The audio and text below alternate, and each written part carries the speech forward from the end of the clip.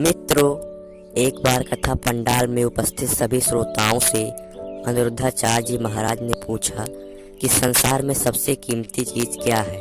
तब सब लोगों ने उत्तर दिया कि समय समय सबसे कीमती और बलवान है। अनिरुद्धाचार्य जी महाराज ने बताया कि समय समय की बात है। महाभारत जैसे युद्ध अपने गांडीव के बल पर जीतने वाले अर्जुन जंगल में भीलों से हार गए।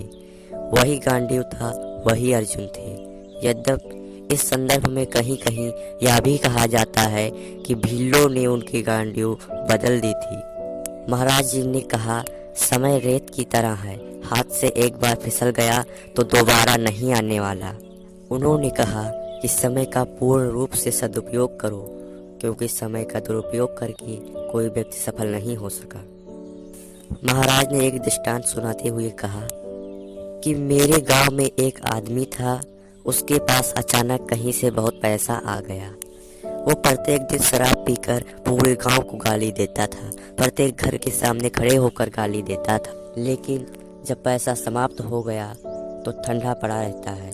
महाराज जी ने कहा, समय सबका आता है, भगवान अवसर सबको देते हैं।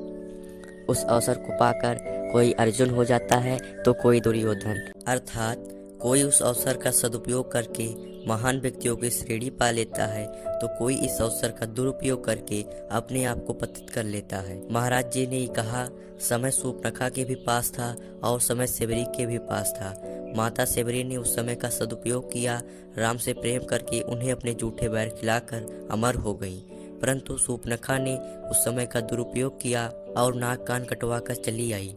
वह चाहती तो शबरी की भांति राम के चरणों में गिरकर अमर हो सकती थी, लेकिन उसने समय का दुरुपयोग किया और उसके हाथ कुछ नहीं आया। महाराज जी ने बताया कि समय किसी के बंधन में नहीं है। समय को आप बांध कर नहीं रख सकते। समय तुम्हारे हिसाब से नहीं चलेगा, आपको समय के साथ चलना होगा।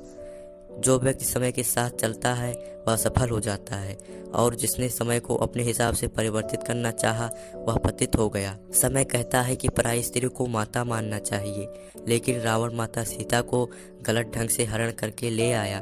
उसने समय का दुरुपयोग किया, इसलिए समय ने उसे नेस्तनाबूद कर दिया।